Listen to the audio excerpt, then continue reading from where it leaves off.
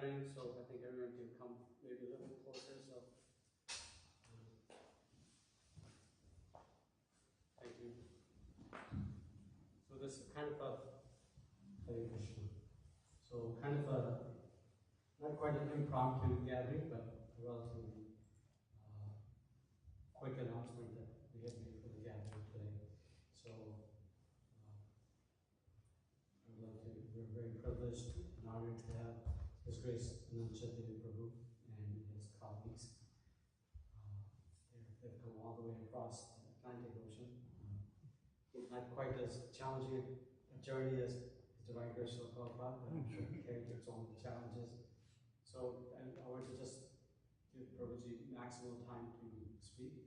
So I'll just make a quick introduction. So Prabhuji is a disciple of His Holiness Shivram Swami Maharaj, who's a disciple of Pranacharya, Srila Prabhupada, Srila Prabhupada.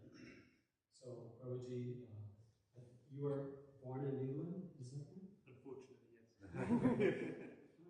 A lot of nice things too.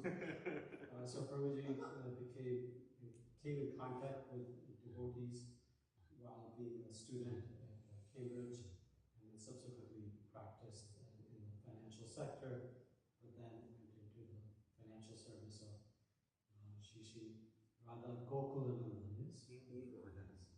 So, and served in many capacities for 10 years as Pujari, book distribution. How many of you have been to the manor? Yeah, so I've been there. It's pretty massive.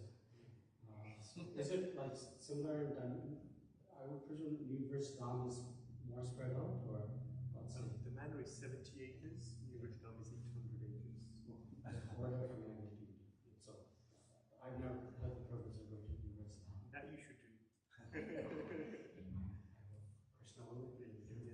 So Prabhuji is now residing in New Vrindavana, serving community devotees. I think we were, I guess if time permits, maybe, how many of you see pictures or videos of New Vrindavana? Anybody? Some, not everyone. Really an enchanting, lovely place where devotees are really so much nice service. So this is a community inspired by His Holiness Srimad Swami. And I remember a little while ago that it was self-sustaining except for salt or something like that. Everything else was within the community. Is that still the case? I think sustainability is very broad-ranging, and it is sustainable in many ways, but there's room for improvement. Rice. How do you grow rice in Hungary? So the growing climate limits what we can grow.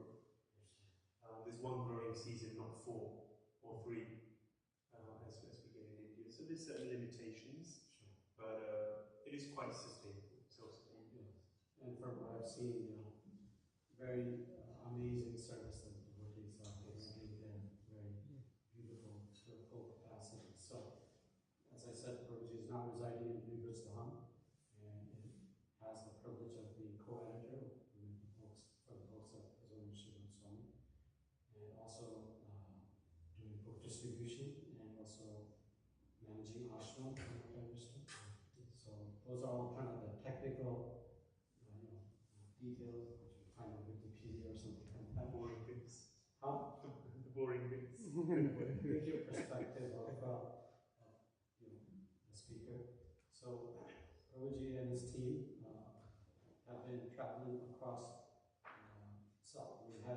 they were at Sadhu Sangha in Salt Lake City, and then been traveling on the West Coast, basically to Krishna's Janma Vidyan. So the idea is to explain Krishna's pastimes, not just in a kind of a comic book manner that we oftentimes see in India, but to actually understand Krishna's tattva, so to understand the truth behind his meaning. So Prabhuji will today speak about Krishna's pastimes in Vrindavana as described by the Acharyas in the 10th canto of Bhagavatam.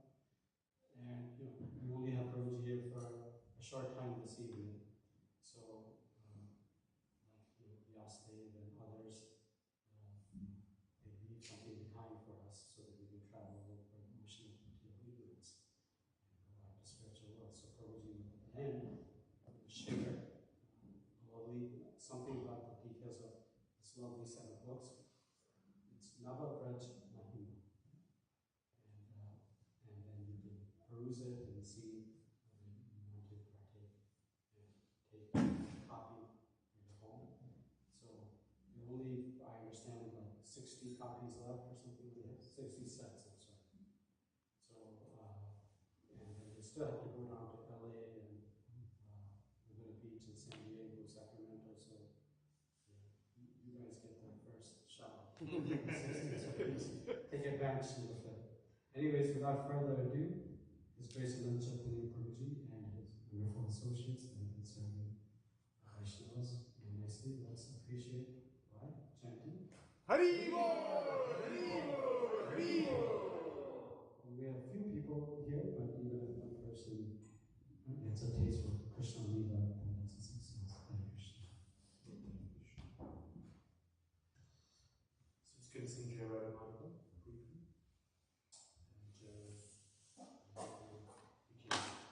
This is Hari Narayan. He's a wonderful individual and a wonderful musician as well. This is Lucas from Switzerland. He's from Hungary.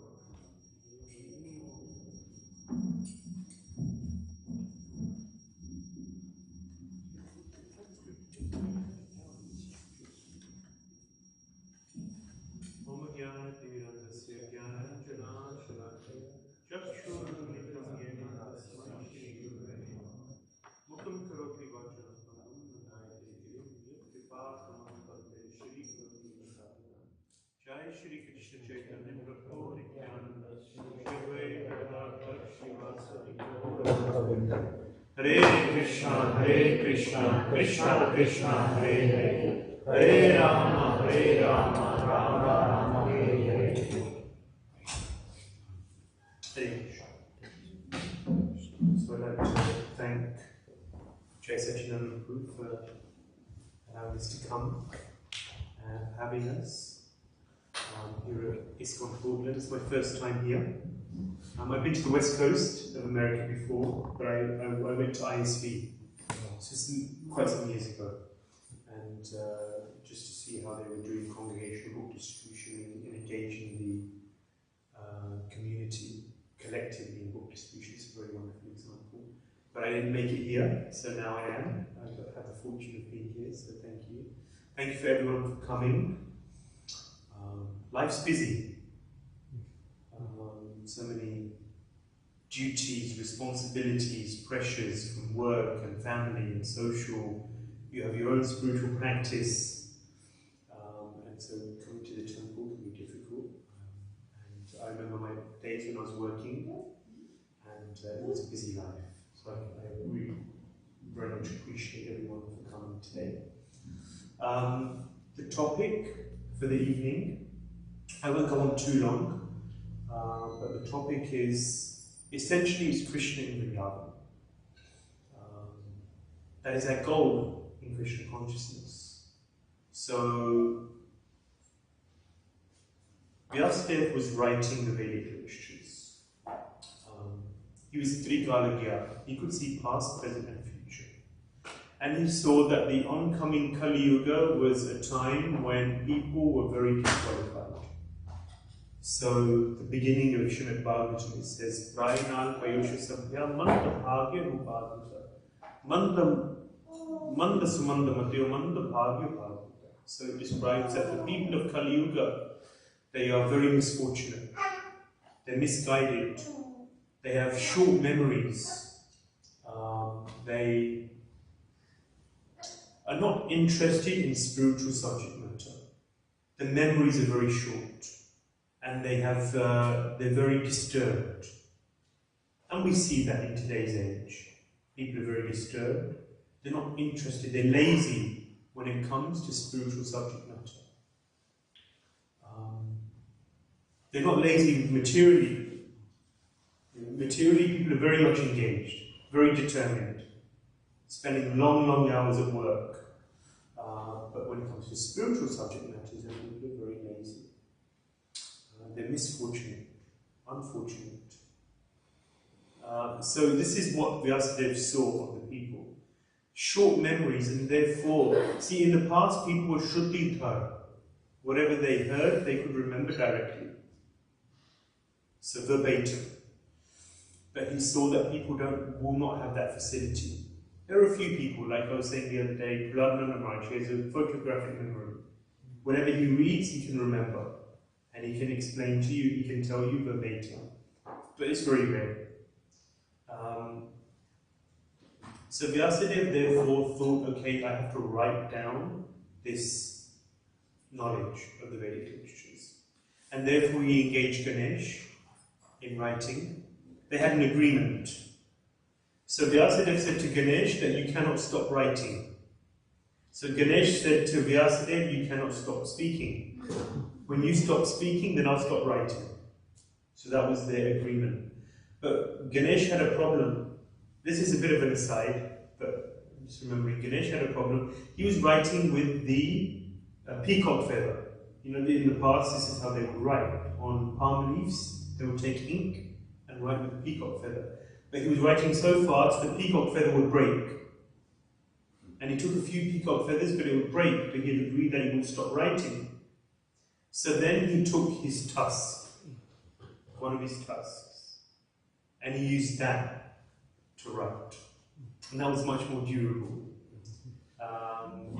So in this way he was able to continuously write. Vyasadeva continuously spoke, Ganesh continuously wrote.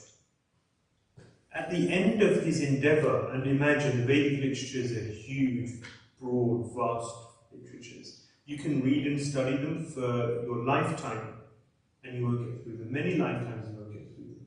Because they cover all bodies of knowledge. Whatever is to be known is in the Vedas. So Vyasadeva engaged in this endeavor. Why? For the benefit of humanity. This is what great personalities do. Tapyante lokatapena prayesha sadhavo prayesho jana paramaradhanam tadhi purushushya kilatmanaha. So this is Shukadeva Goswami's description when Lord Shiva takes the poison from the churning of the milk ocean.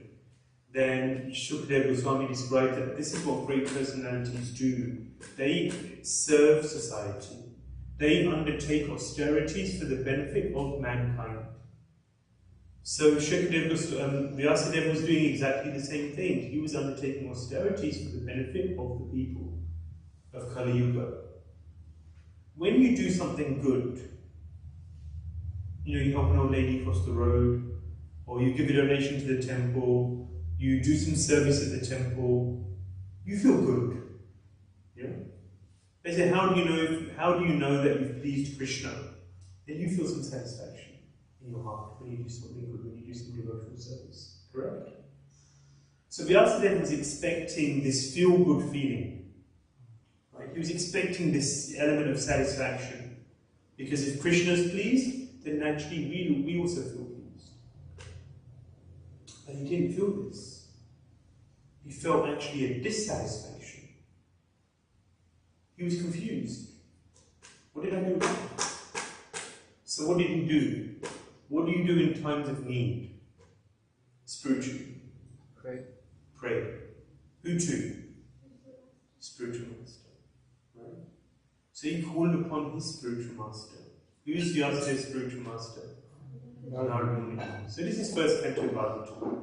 It's one of my favorite sections because it really hones in on the relationship between guru and disciple. Narada Muni comes and he says to Vyasadeva, "You're a fool. You're a fool." Guru means heavy. Guru's duty is to correct the disciple. If the guru just pats the disciple on the back and says, "You're great, you're good, everything's okay," then how will the disciple ever improve? So Narada Muni says to Vyasadeva, Vyasadeva is a literary incarnation of the Supreme Personality of God. He's no ordinary person. Just like Chaitanya Mahaprabhu, he says, "Guru more murkha dekhi karena shashan." My guru saw me and he said, he chastised me. Murkha tumi tomara nahi ka vedanta adhikar. He says, "You're a fool." Chaitanya Mahaprabhu says, my spiritual master said to me, "You're a fool. Murkha tumi. Tomara nahi ka Vedanta adhikar." You have no right to study the Vedanta. Krishna mantra japa sada ei mantra sa. Just chant Hare Krishna. This mantra is the essence, it is everything. Just do this one thing. You don't have to worry about anything else. Because Mayavadis, Prakashananda Saraswati, and so on, they were saying, what does a sannyasi do? He engages in meditation and he studies Vedanta. These are his two duties. This is what you should do, not jump around dancing like a bhavukara, like a sentimentalist. But Mahaprabhu said, my spiritual master said, I'm a fool. So in the same way, Narada Muni came to Vyasadeva and said, "You're a fool. You're a fool. Because what you've done, Jugupshitam, you've misguided society. Through your writings, what you've written will misguide people. These people of Kali Yuga are stupid. They're very unqualified.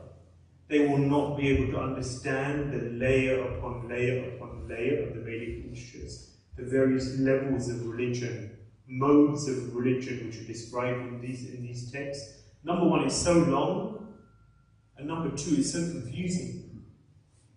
He said to him, write one literature, write one book on one topic. What is that book? Srimad Bhagavatam. What is that topic? Krishna. One book, one topic. Keep it simple. Yeah, these people are simple. So keep it simple. One book, one topic. Srimad Bhagavatam. Who has Srimad Bhagavatam? Who owns a copy of Srimad Bhagavatam? Okay, everyone should have a copy of Srimad Bhagavatam. Over and above every other book, Srimad Bhagavatam is number one. Of course, Bhagavad Gita, then Srimad Bhagavatam, then Chaitanya Charitamrita. Yes, this is essential reading for everyone in ISKCON.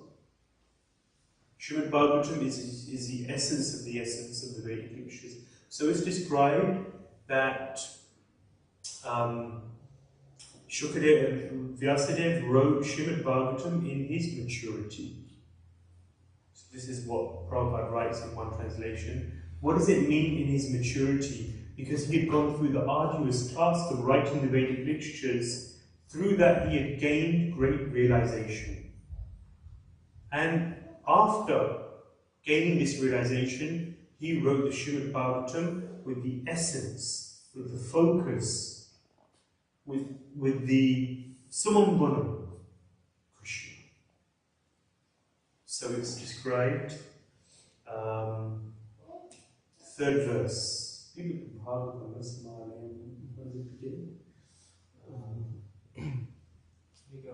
Nigama kalpatanor kalitam phalam shukhamukhad amrita dravya samritam pibita bhagavatam rasam alayam muhuraho rasika bodhi bhavuka. It's a beautiful verse. So Vyasadeva writes this Bhagavatam which we should pibita bhagavatam rasam alayam, like rasa, like mango rus. You should drink the Srimad Bhagavatam. Why? Because it's sweet.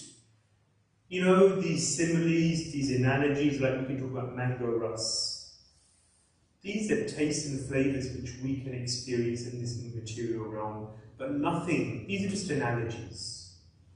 But nothing can really describe the nectar of the holy name, the nectar of Srimad Bhagavatam. We can come close, not really close. We can get some idea according to our material mind and senses. But to really understand the nectar, at the end of the day, you've got to taste it. Yeah, like George Harrison says in the introduction to the Chanting Be Happy. He says this chanting is amazing, it's wonderful, but he says the taste of the pudding is in the eating. You have to really taste it to understand what this nectar is. So the Srimad Bhagavatam is written by Vyasadeva, and the essence of the Srimad Bhagavatam is the 10th canto. And within the 10th canto, it talks about Krishna's pastimes in Mathura, Krishna's pastimes in Dwarka, and Krishna's pastimes in Vrindavana. So the first 39 chapters of the 10th canto talk about Krishna's pastimes in Vrindavana. This is the essence of the essence. After that, Krishna leaves Vrindavana and he goes to Mathura. And he stays there for 25 years. And then after that, he goes to Dwarka. Altogether, Krishna's life is 125 years. So 16 years in Vrindavan, then 25 years in Mathura, that makes 41. And that means how many years in Dwarka? 86. Close? 84. So 84 years in Dwarka as a king, surrounded by opulence and palaces, with 16,108 wives. Boring. No. You can never say boring. Of course, it's Krishna's pastimes. But relative to Krishna in Vrindavan, Krishna gets bored in Dwarka. Krishna doesn't like Dwarka. Krishna's yearning for the association of the Vrajvasis. And the Vrajvasis in Vrindavan. That is where Krishna's heart is. So Krishna also has a t-shirt, just like many devotees. When they go to Vrindavan, you can buy a t-shirt. What does a t-shirt say? I lost my heart in Vrindavan. Similarly, Krishna has a t-shirt. And it says, I lost my heart in Vrindavan. Because when he's in Dwarka, there's only one thing he's thinking about. He's thinking about Vrindavan and the Vrajvasis. And he's missing them. And he's yearning for their association. But why does he go to him? Why? He's the Supreme Personality of Godhead. He's the cause of all causes. He's the source of everything that be. So then why does he stay in Dwarka? Why does he go to Dwarka? Then why doesn't he stay in Vrindavan if he loves the Vrajvasis so much? If he loves Vrindavan so much, then why doesn't he live in Vrindavan? Why does he go to Dwarka? Why does he live for 84 years and torture himself in Dwarka? See, when you really get into Krishna, who's new here? Who's been around? Who's chanting 16 rounds? He's chanting 16 words. Okay, so I shouldn't scare you. Because actually, Vrindavana is all about separation. Separation and union are two sides of the same coin, they say. It's like nectar and poison. But within the poison of separation is the greatest nectar. Because when you're if they were always together in Vrindavana, Krishna and his associates, then it would become a little stale. It's natural. They say familiarity breeds contempt. You may love someone. I was just speaking to a friend of mine, and he wants to get married, and he actually wants to come to Hungary. He lives in Chicago. Him and his fiancée live in Chicago. They're planning their wedding, and he wants to come to Hungary to get married to a new husband. So we were just speaking about that just now before the class. And where was I? Familiarity, right? So newlyweds, right? Or before you've got married, there's so much excitement.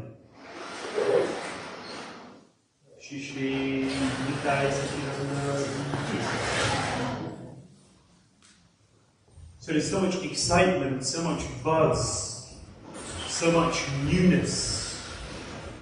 Who knows how it will be, how it will go? It will be so wonderful. Walks into the moon in the moonlight, so on and so forth. Right? So many dreams and ideas of how it will be. Moving into your own home, having your own space, away from parents, so many things are there. Right? But then what happens after 2 years? 3 years? 5 years? 10 years? They say after 10 years, if the marriage lasts, then it's a good marriage. Because 10 years, that's a real test. If you can last 10 years, then you've got something good. Especially in today's age. Even in Islam. Right? So, familiarity. Right? You spend time with someone day in, day out. You're with them. You see all of their traits. Their good qualities, their bad qualities. Familiarity naturally seeps in. I was speaking to one spiritual master, and he was talking about this concept with his disciples. And he was saying how at first all of the disciples say, yes, Gurudev, they're bowing. Every time they see you, they bow. And it's not that he's interested in the respect or the honor or the bowing, etc. But he said after some time, they spend time together, familiarity comes in. Guru's like fire. You come close, warming, pleasant, good, especially in this cold, rainy weather, pleasant. You get too close, you get burned. Very dangerous. You don't want to get burnt by this fire. It's a very powerful fire. When you first chant Hare Krishna, when you first come in the association of devotees, you first see the deities, you first have prasad. Amazing experience. It's an explosion. So many different experiences, so wonderful, so nourishing, so enriching and enlivening. But after some time, devotees, when you look around and everyone's a pure devotee, everyone's great and amazing. Everything is new and fresh. But what happens after some time? Things become you become used to it all. You stop seeing the newness and the freshness.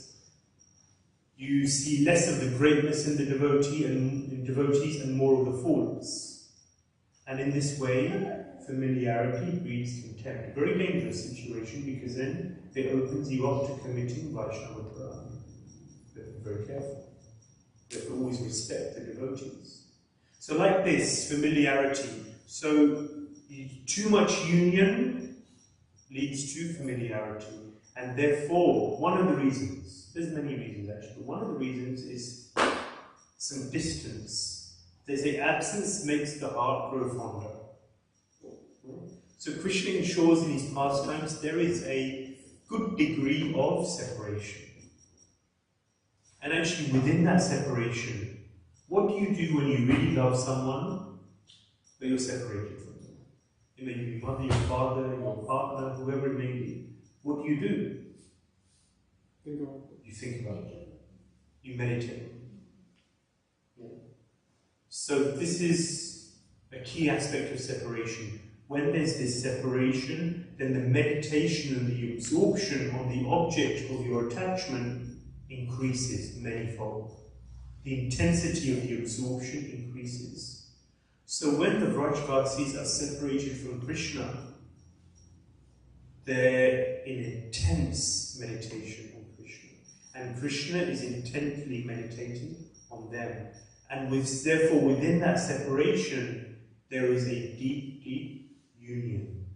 A union of minds, a union of hearts. Deeper than when there's union.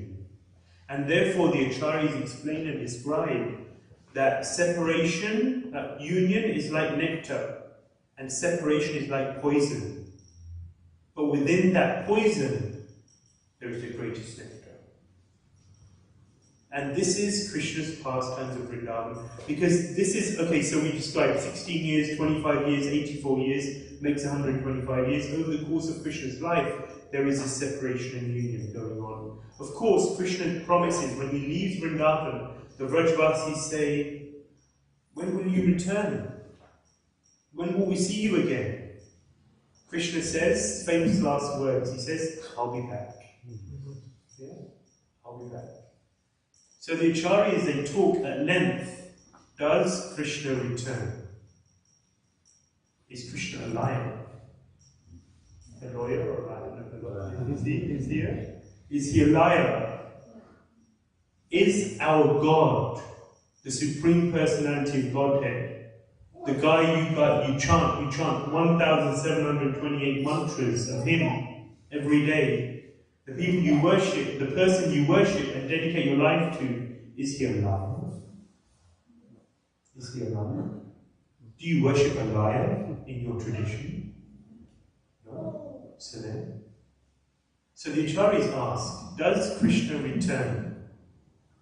And they go, Jiva Goswami, Sanatana Goswami, they go to great lengths to establish that yes, Krishna is true to his word. Okay, he lies when he tells his mother he hasn't stolen butter. Yeah? He lies to his mother when he says that he hasn't eaten dirt, because he does.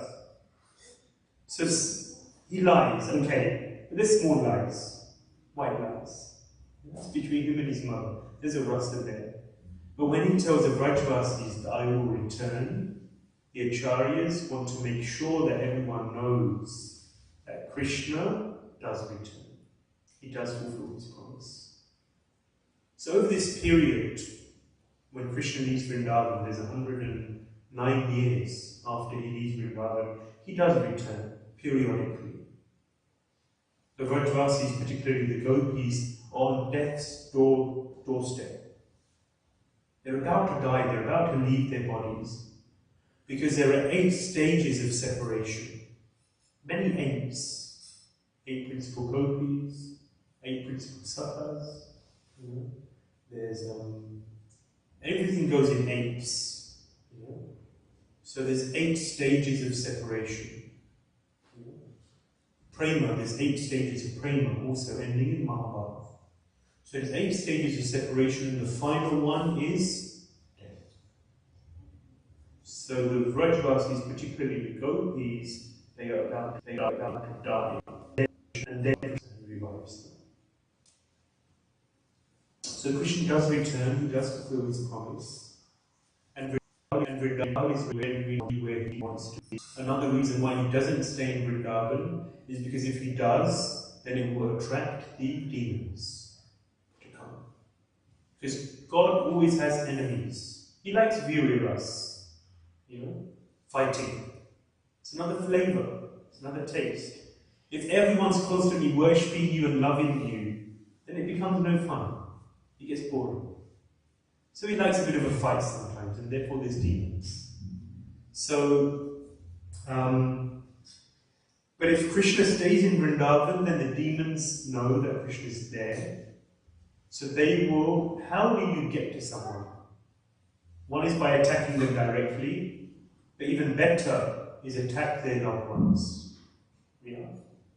So if Krishna stays in Vrindavan, then his loved ones will be under siege. And there's another reason why he doesn't stay in Vrindavan, he stays away.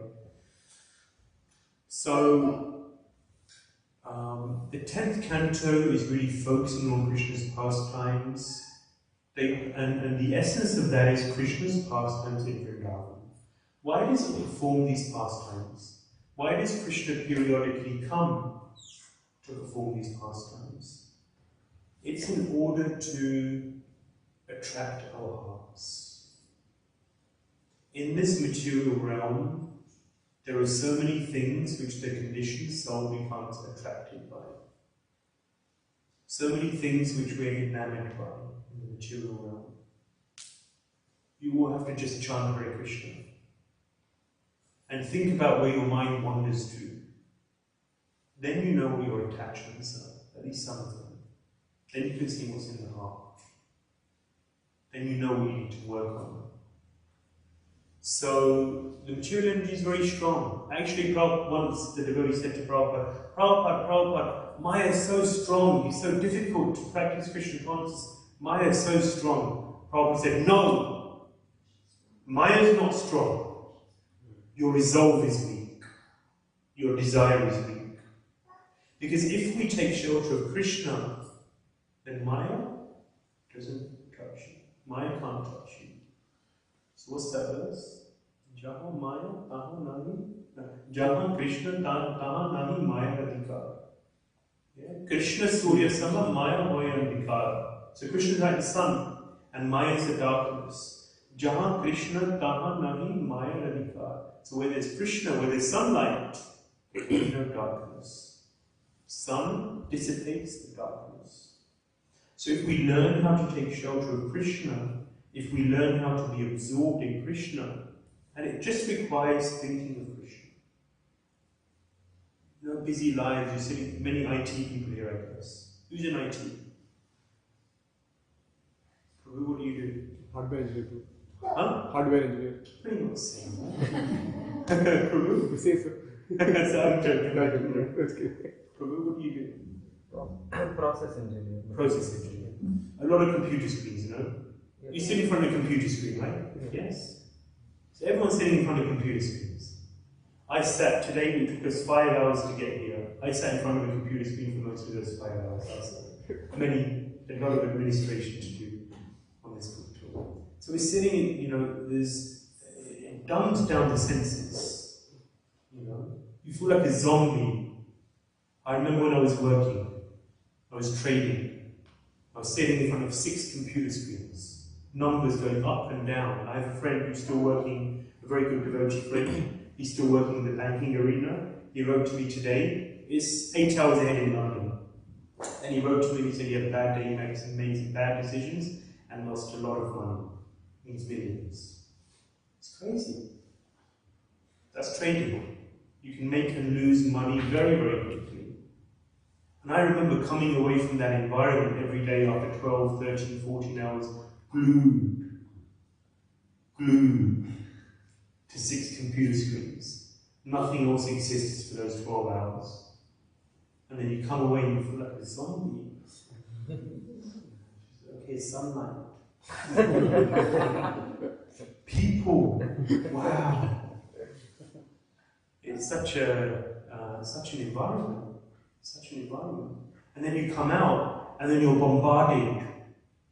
You know, billboards, advertisements, shop windows, people, fashion, you know, food. The senses are bombarded by so many different materialistic desires. How can we be Krishna conscious in this kind of an environment? What is the goal of life? Very, very important to think very deeply. What is the goal of my life? I was speaking to a 40-year-old last week, and I asked him this question. What is the goal of your life? And he was silent. Devotee. What is the goal of your life? Couldn't answer with any clarity. Of course, if you're a devotee, then you want to be Krishna conscious, but alongside that, we harbor so many other plans and desires in our heart. Srila Prabhupada, Krishna consciousness, Srimad Bhagavatam, they're shooting one particular type of arrow in our hearts. It comes in many different varieties, but it's one type of arrow. It's the Krishna arrow. Remove all other desires from your heart. Make Krishna the goal of your life. Everything else may be there. Various duties have to be fulfilled. But Krishna has to be the goal of your life. Remove everything else. Everything else should support that one goal, that one aim. This is pure devotional service. This is the seed of pure devotion. This seed we have to implant in our hearts. Krishna is the goal of my life. How do we do that? Okay, it's easy to say. You're just hearing. Does that mean the seed becomes implanted straight away? It can do. It can do. But what do we need to do? We need to practice devotional service with seriousness. It begins with attentive chanting. We have to learn to hear the holy name. And that is very much supported by hearing about Krishna. Who is Krishna? Of course, most people here from Indian backgrounds, so you know who Krishna is. I grew up with Pastimes of Krishna, but there are unlimited pastimes of Krishna. But alongside that, I also grew up with a materialistic education. So you have to learn English, maths, science, and so many other things. I used 2% of what I learned in school, university. And that's probably generous. I'm sure most people are probably similar. What do you actually practically use from what you learn at university? I went home a few months ago and I was looking at my files from university. How much information I went through and stuffed into my head. Huge amount. In 3 years of studying, a huge amount of information. I wish I knew that much in Krishna consciousness. You know, huge amount. So much dedication. How much of it did I use? 2% if I'm lucky. And I studied economics and went into banking. So there's quite a lot of, you know, similarity, you will think, or hope. So we spend so much time and energy on these things. You may grow up with Krishna, with Vedic tradition, with so many things, but there's so many other competing things which come in. And therefore now, being Krishna conscious, thinking of Krishna is a struggle. It's a struggle. And therefore Srila Prabhupada has given us the process of Krishna consciousness, which, if strictly applied, then we will find gradual progress in our Krishna consciousness. And a key part of that is hearing about Krishna. Hearing about Krishna's name, form, pastimes, abode, associates. And by doing this, Krishna as a person becomes more and more established in the heart. Because impersonalism has seeped into the heart. Sense gratification leads to impersonalism. Materialistic education leads to impersonalism. We need to establish personalism in our heart. And that means we need to hear and chant about Krishna as much as possible. And therefore, as early as 1969, Srila Prabhupada, very new devotees, 3 or 4 years in the movement maximum, but he wanted them to know about Krishna. And therefore he said, okay, Srimad Bhagavatam Prabhupada was translating and commenting on at that time. He knew that was his magnum opus, his life's work. Getting to the 10th canto would take some time. It was the essence, the most important thing. But devotees would have to read cantos 1 to 9 before they got to the 10th canto. And therefore he wrote a summary study of the Srimad Bhagavatam, the 10th canto, in the form of Krishna book. And he published in 1969 so that devotees could know about Krishna. And as a continuation of that, Srila Shivam Swami Maharaj has written about Krishna. He studied 2,000 books of the Acharyas and other texts in order to bring Krishna more and more alive. So this is like the sequel to the Krishna book. You can see the set of books is 9 volumes. It's a beautiful set of books. Very high quality print and binding. They're printed in Hong Kong. We could print in Germany or in China or in India, where printing is much cheaper. Maharaj prints in Hungary, in Budapest, so that you can oversee every stage of the printing. The paper, the quality of the paper, the gold leaf, the emboss, the binding. Every step is very carefully overseen. And it's very beautiful, and a lot of research and effort has gone into these books. And it's just about Krishna. 1,000 pastimes about Krishna. Very beautiful pastimes, which capture the heart. So there are beautiful pastimes, and at the end of each volume, there are appendices which describe more about the philosophy which underpins these pastimes. There's also 400 new pieces of artwork. You can see the boxes there, and inside the books there are beautiful, beautiful pieces of artwork. Maharaj has an art studio, 5 artists which he's cultivated over the years, who spent 4 years just dedicated to producing the artwork in these books. And some of the pieces are breathtaking. They say a picture says 1,000 words. And they bring the pastimes alive. And in this way, when we look at these pictures, when we hear the pastimes, Krishna, his name, his form, his qualities, his abode, his associates, his pastimes become more and more real, more and more established in our hearts. We become gradually more and more attracted to that person, Krishna. We learn about his likes, his tastes, his nature. It's very, very beautiful. It's also written in a very beautiful way. Man kolo bhakti hai. It captures the heart, stirs the heart. That's very, very important. So, this is a beautiful set of books. Volume 7 is all about the Gayatri mantras, for those of you who chant Gayatri. And for those of you who don't, later, you can read volume 7. But it really talks about and establishes what is the meaning of the Gayatri mantras. Why do we chant Gayatri mantras? Because the Maha Mantra is everything.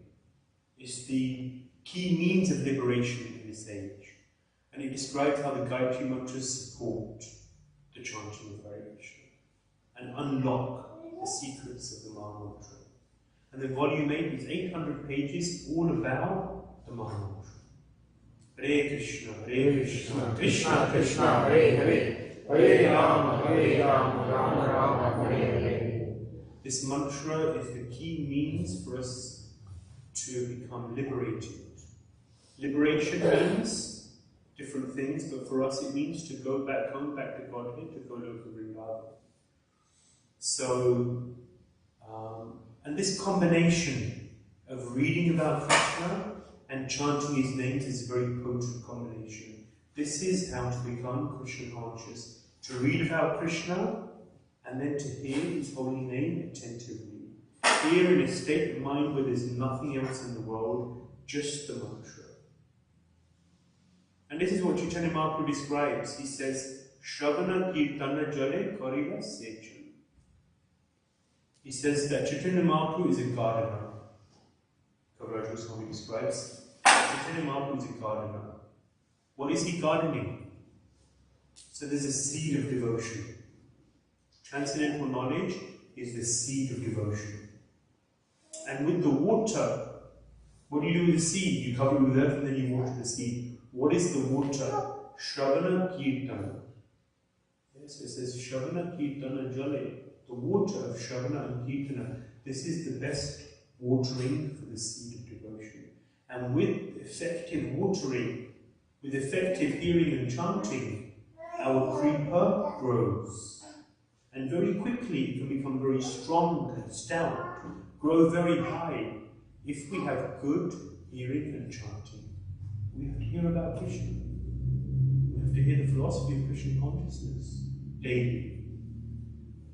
So pastime a day keeps Maya away. Hear about Krishna. And that's why Maharaj has written these books. 1,000 beautiful pastimes of Krishna, many I never heard before. Very beautiful. Very beautiful. Read one a day before you sleep, because Prabhupada said if you read about Krishna at night, then you'll dream of Krishna. Who dreams of Krishna? Who's dreamt of Krishna before? Yeah? You should dream of Krishna. But you can only dream of Krishna if you're thinking of Krishna. Krishna is there. Because what comes in the dream? What comes in the dream is what is in consciousness. So they say if you think of gold and you think of a mountain, then at night you'll think of a gold mountain. You know, this is dreams.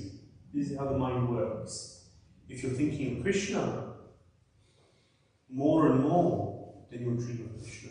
The consciousness becomes more and more permeated with Krishna. And this is Krishna consciousness. Because sometimes in our movement we think so much about anarthas. Oh, I have lust, and I have pride, and I have greed, and I have envy, and I have illusion, and I have this, and I have this problem, and that problem, and that problem. And you think about the problems, we become the International Society for Anartha Consciousness.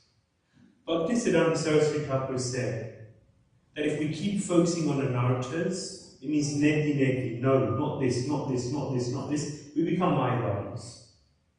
Because you think about what you don't want, and what you don't want, and this shouldn't be there, this shouldn't be there. He said, alongside anartha liberty, which is a natural part of the process from Shraddha to Prema, there should be artha pravritti. There should be the cultivation of artha, those things which are wanted. Artha pravritti has to be there. So we have to cultivate, what do we want? What is artha? Krishna. Krishna is artha. And therefore we have to cultivate our meditation on Krishna. And what about the material world? What about our material duties? Kaviraj Goswami says in Adilila 14.1, he says, Kapanchana smite yasmin dushkaram sukharam abe vishmite viparitam syat Shri Chaitanya namamitam. If one forgets Shri Chaitanya Mahaprabhu, then easy things become difficult. And if one remembers Shri Chaitanya Mahaprabhu, then difficult things become easy. Same goes for Krishna. Same goes for Krishna. Think of Krishna. Whenever there's a problem, pray to Krishna in your heart. Some say there's pramada in the heart, but it's a question of consciousness. Krishna is in the heart. Krishna is in the heart. Pray to Krishna. Talk to Krishna.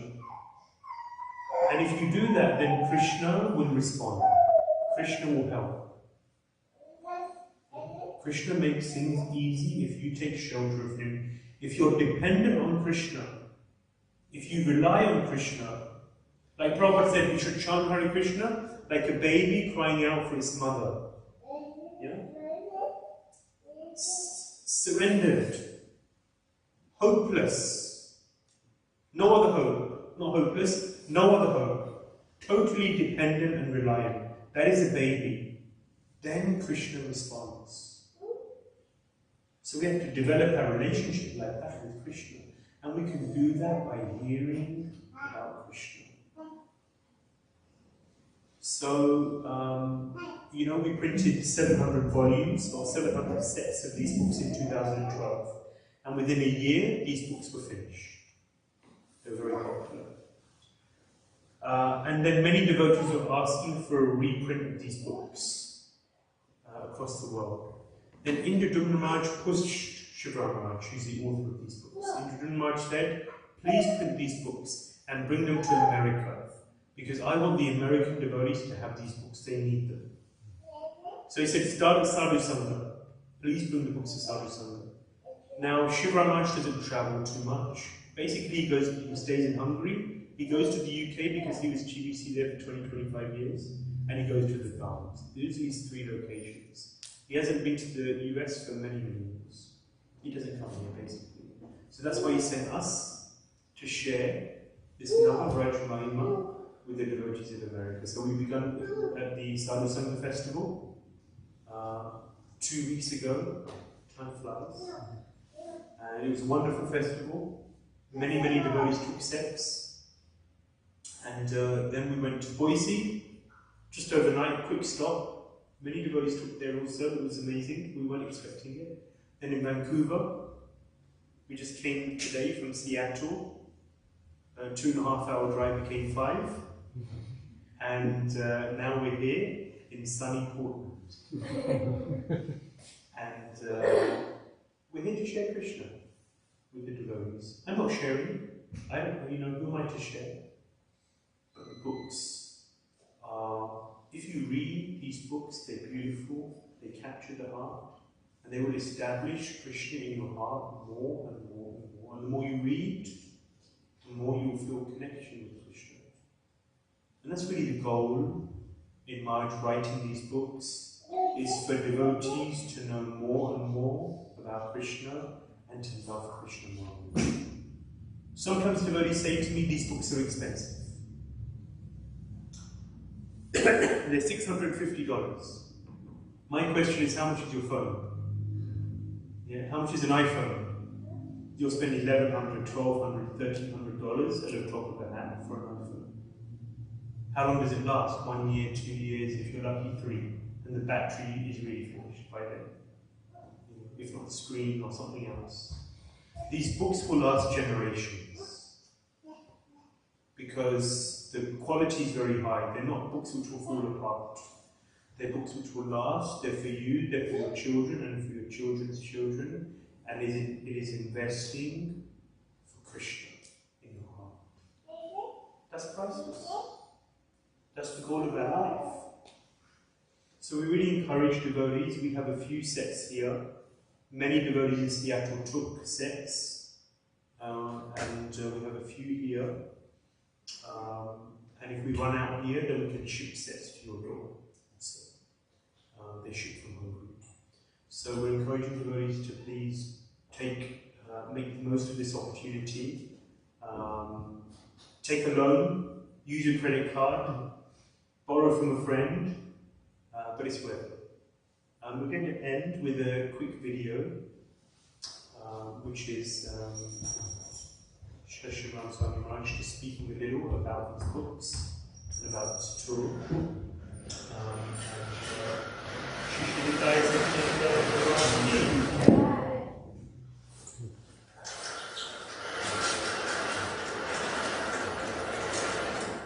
And Maharaj is just speaking a little bit about these books. He said in the video, Maharaj is now writing a new set of books which focus on spontaneous devotional service. It's called Vilapa Samanjali. It's a commentary of Raghunath Das Goswami. Raghunath Das Goswami has written his swan song. It's called Vilapa Samanjali. It's his meditations on his service to Srimati Radharani in the spiritual world. It's beautiful. And Maharaj is writing a commentary on those 104 verses. It's another realm of devotion, not relevant for all. And Maharaj is writing those and printing those volume by volume. The first volume will be out by Janmashtami Radhashmi time this year. And then he's continuing with writing the second. There'll be 5 volumes. That's his absorption. That's what will be printed next. So this Navavraj Mahima won't be printed anytime soon, let's put it like that. Once they're gone, we maybe have another 60 sets left. I think by the end of this tour, we're going Sacramento over the weekend, Bay Area, then we'll go down to LA, San Diego, Laguna Beach. I think by the end of this tour, most of these books will be finished. And as they say, when they're gone, they're gone. So please don't waste this opportunity and take some books. So we're going to end this with this video from Maharaj. 7 minutes and 7 seconds. Thank you so much for your attention, everyone online also. Wonderful to see you all. I really wish everyone the best in their Krishna consciousness. Please make Krishna your number one thing in your life. This is the essence of pure devotional service. This is the seed, and from that everything else will grow, and Krishna will take care of everything else. Avashya Rakshila Krishna. Krishna will take care. So please serve Krishna, hear and chant about Krishna, and he will take care of everything else. Hare Krishna. Srila Prabhupada ki. Yes, Can I ask please. you a question? Yes. After the video? Or? Maybe now is good. So, there's limited amount of time per day, like you yourself said. And Srila Prabhupada said that everything is in the book, right? How does this, and this is the, I'm okay, I think we're small, of course. So, our focus, like you said, is to hear, read, speak Bhagavatam. So, Krishna's pastime journey. So how is this set of books complementing or enhancing that process? Yes.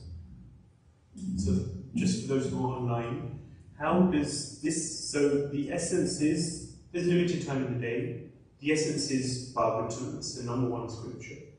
How do these books come into play? So, this is like the sequel to the Krishna book. Yeah. So it's, we say when we chant the 10 offences, to blaspheme the Vedic literatures or literatures in pursuance of the Vedic version. So these are books which are in pursuance of the Vedic version, or even more specifically, in pursuance of the Bhagavatam.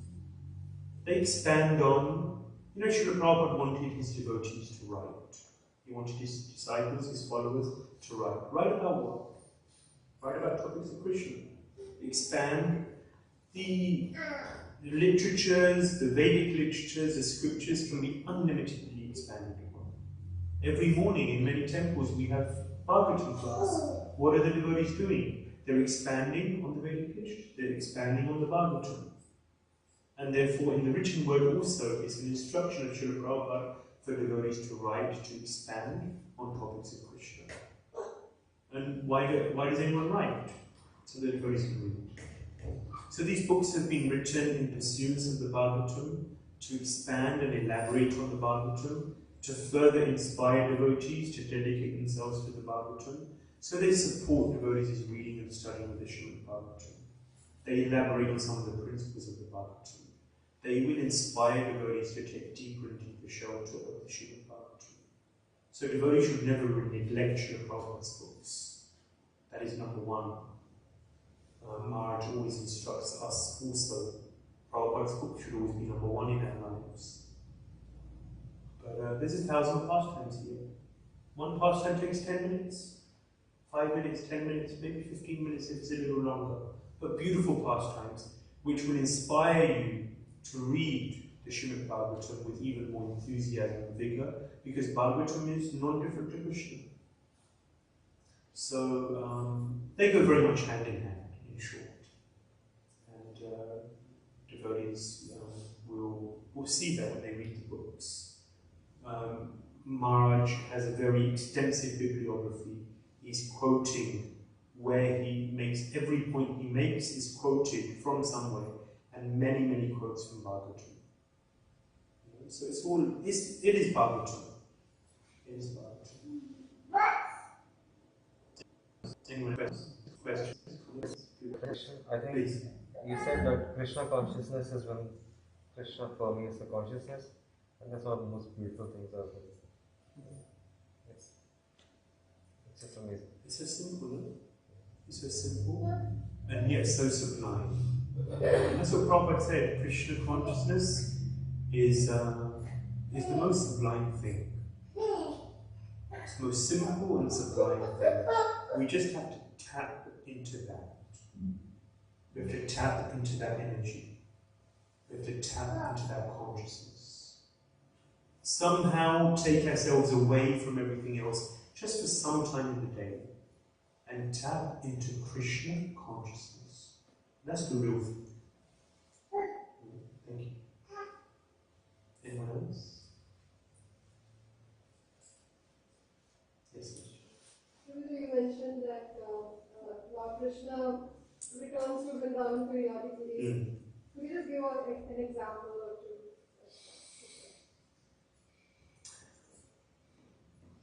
I mean, what can I say? I mean, you know, see, Krishna's. So the question was, just for those online, is that Krishna returns periodically to Vrindavan. Can we give some examples? There are examples. Jiva Goswami writes about it at length. Sanatana Goswami also. In essence, the Vrajrasis are almost dying, especially the gopis. They become emaciated, their hair becomes disheveled, they forego their duties, their parents are very upset with them, everything's falling apart, and then Krishna comes just in time. They're just about to die, and then Krishna comes just in time, and then there's a huge festival. You know, when Rupa Goswami was writing Bhakti-Rasamrita Sindhu, no, he was writing Lalita Madhava Vidandamana in Tirthadamba. When he was writing about union, he was sitting under a tree. When he was writing about union, then the flowers would blossom. And then when he was writing about separation, then they were ruined. And leaves began falling from the trees. Leaves were weeping. How do leaves weep? The leaves are falling from the tree. So, in essence, that's how it goes. Everything comes alive. Vrindavan comes alive when Krishna returns. Everyone is blissful. There's a whole festival. Everyone's so happy. But within their consciousness is always a fear. A fear of impending separation. That fear is so strong that sometimes, even when Krishna is with his associates, they think he's gone. There is so much fear of his going that they're looking, where's Krishna? Where's Krishna? Oh, he's gone. Krishna's left me again. He's gone. But he's sitting right there. This is called Prema Vaichitya. It's a special state of consciousness. Krishna's right there, but you think he's gone. Because you're in so much fear, you know he's going to go. So, so many examples are there, so many different stories are there, so many details are there in the scriptures. But in essence, that's how it goes. Everything comes alive, and then Krishna goes again, and then everything becomes sad. And sometimes Krishna's not there, and they think he is there. Because they're so absorbed in remembrance of him that it feels like he's there. So it's a very wonderful place. And this is the thing. I was talking to one devotee a few months ago, and he was reading with his friends. And they've been practicing Krishna consciousness for 15 to 20 years. And his friends were questioning Krishna's pastimes on a philosophical basis. How does this happen? How can this be? How can this be true? This is beyond my imagination. This is beyond anything we've seen. And I was telling my friend, I'm not sure if you should associate with these people. Because after 15 to 20 years, if devotees are still questioning Krishna's pastimes and trying to philosophically pick them apart and not be able to accept in the heart that Krishna is the Supreme Personality of Godhead and he can do any damn thing. We should be able to accept that. He's God. He's Krishna. My Krishna can do anything. If you say he can't do something, then you're limiting him. He's God. So if devotees, after so long of hearing and chanting, are still questioning, then they're not good association. I say, give up this association, because at a certain point, and it should be premature either, You know, for new devotees, they have to understand the philosophical basis of the pastimes, and these books, as well as Krishna book, are replete with the philosophy which underpins pastimes. That's also very important. It shouldn't be ignored. But at a certain point, we should come to the stage where we're just in wonder of Krishna. My wonderful Krishna. How wonderful he is. And that wonder is very beautiful. That should be. Krishna is just wonderful. He's a wonderful blue boy. He's the darling of Vrindavana. And he performs wonderful, enamoring, beautiful, heart-stealing pastimes. That's the Krishna that I love. That's the Krishna I worship. That's the Krishna whose names that I chant in the morning. That's the Krishna who I'm dedicating my life to. That's the Krishna who I'm fasting for today, Nirjala, to please him. Bhaktivinoda Thakur says that, what does he say? Madhava Tithi Bhakta Janani. It says Madhava Tithi, and it says in brackets Janmashmi and Ekadashi. These are Madhava Tithis. These are dates related to Madhava, to Krishna. Bhakta Janani, they give rise to bhakti. They give rise to devotion. Why? Because what should we do on Ekadashi? Bhaktivinoda Thakur says that on Ekadashi, every 2 weeks, we should take some time to reflect on our spiritual life and our spiritual progress, and to absorb more in Krishna consciousness. It's just a great thing to Ekadashis. Okay, I'll stop there. Thank you so much, everyone, again. Granth Srimad Bhagavatam ki Jai, Prabhupada ki Jai, Nitai Gaur Premanandi. Ananda Chaitanya Prabhu ki Jai, Gaur Bhaktivinoda ki Jai. So we'll end with the video. Thank you so much.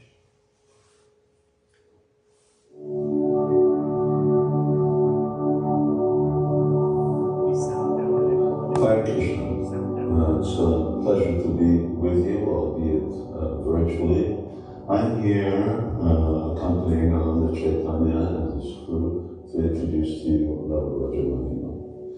This is a book that I wrote 10 years ago. It's actually in 9 volumes. And its inspiration for me was Srila Prabhupada's Krishna book that I just couldn't get enough of when I first put my hands on it a long time ago. And but since then I've heard so many other pastimes of Krishna, and I really wanted to be able to make these pastimes available in good quality English to the devotee audience. So I collected 600 of my favorite pastimes and I put them in this book. It's about the pastimes of Krishna solely in Vrindavana and projected on the canvas of New Rajadhan, or Krishna Valley here in Hungary. Therefore the name Navaraja Mahima, the Mahima glorious New Rajadhan. It took me 5 years to write this book, and that was 12-hour days, 7 days a week. It's 9 volumes. One of those volumes is a map book. There are maps here of all the pastime places and coordinates, and along with the coordinates, then you can refer to a summary of the pastimes that took place there, and they will also send you to the pages where those pastimes go on here in detail. As you can see, this book is very beautiful, and it is a very beautiful book. It's printed here in Hungary. The paper on which it's printed is very high quality paper. This is called Paust in Hungarian. I don't know what it's called in English. Onion paper. And there are 600 pictures in the book, so it's very attractive to the children as well. It's the binding itself is not going to fall apart when you read it. The paper is not going to yellow and just dissolve in 10 years. This book is good for many lifetimes, like other books were. It's gold leafed, gold stamped, it's a quality production. My purpose is not to make money. In fact, we subsidize these books. But my purpose is really to be absorbed in Krishna's pastimes. Writing is my bhajan, and I'm trying to share those pastimes and that bhajan with devotees, because I think that this is what Srila Prabhupada really wanted us to do. This book is for all ages. So it's good for children, it's good for adults.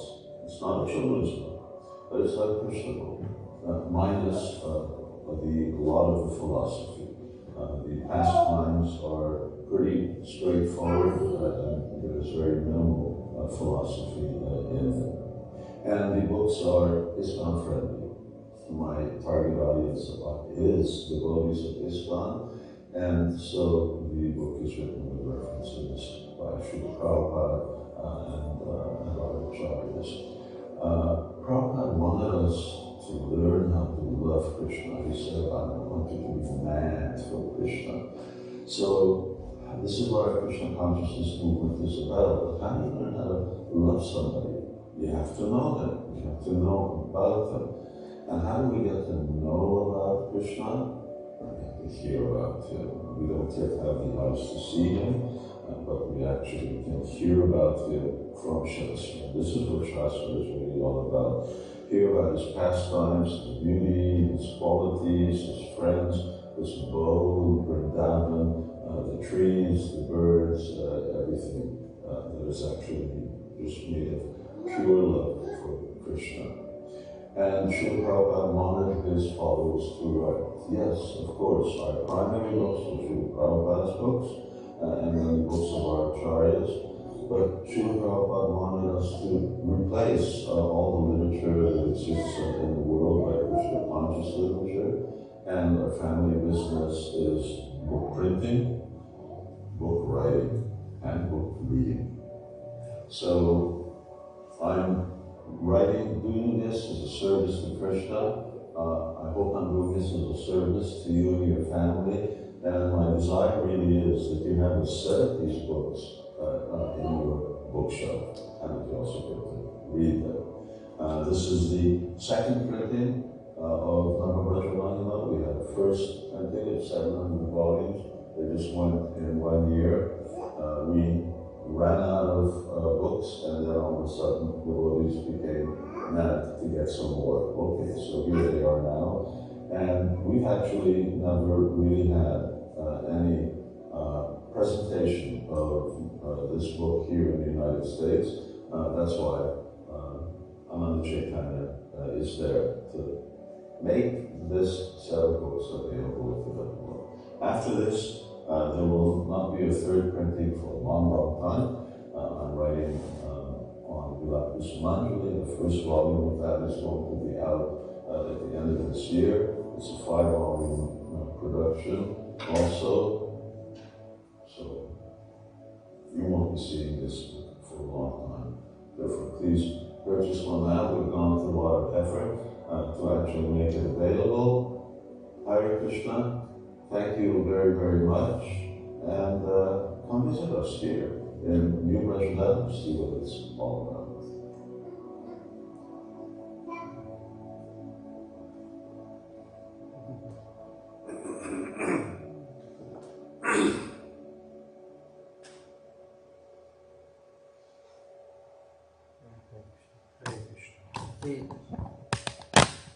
So, yeah, we are here. Please come over, take a look at the books, and we can answer any questions and devotees can pick up the sets. Thank you. Hare Krishna. One check out of